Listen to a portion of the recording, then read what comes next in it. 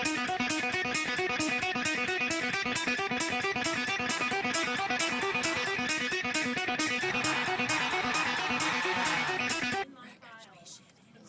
remarks from a presentation that was held during the class of 2010 8th grade year. In the spring of 2006, I read to this class, "Thank you for making positive contributions to our school community. We wish you the best